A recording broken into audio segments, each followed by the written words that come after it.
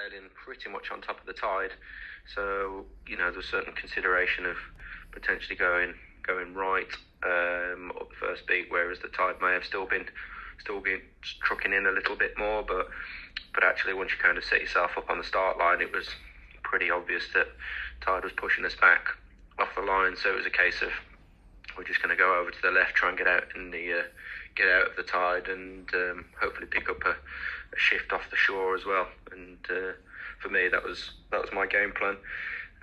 Everyone was quite way back off the line again because of the tide pushing us back.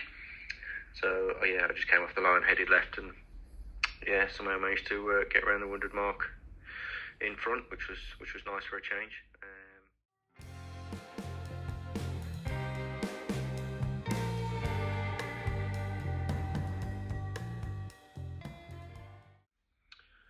Body trim, upwind and both downwind. It's been interesting actually sailing this new Winder Mark 1A. It's definitely more weight sensitive compared to the Winder Mark 2, and certainly I find myself sliding forwards up against the thwarts. I would do my Mark 2, but actually the Winder 1 didn't like that, so I had to keep shifting my weight back consciously. And certainly upwind, the chop was so short, it was always best to try and shift your weight back, get the bow out of the water, and try and foot through the waves as best you could. And certainly off wind again, it was you didn't want your weight too far forward. You just wanted to get the boat up, get it planing, and get your weight back and try and keep it on the plane for as long as possible.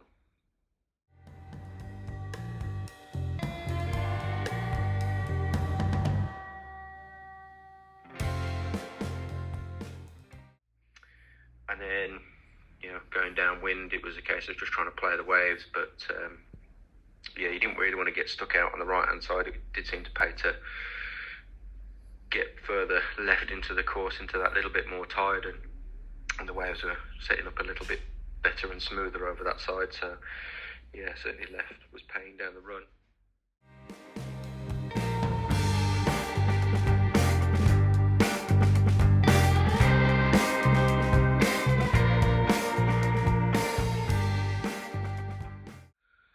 Rig setup wise, it's a case of just trying to get the sail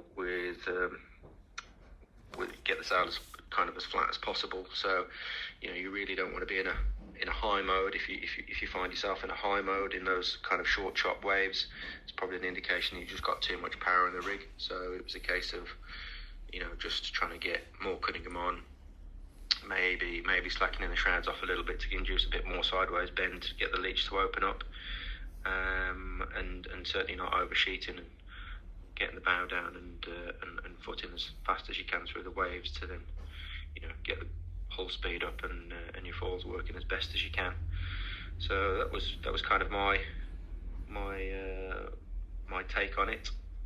Again, yesterday race 4, there was actually a few shifts that were coming through, and it was every now and then there would be quite a big righty that was paying and help people do some overtaking.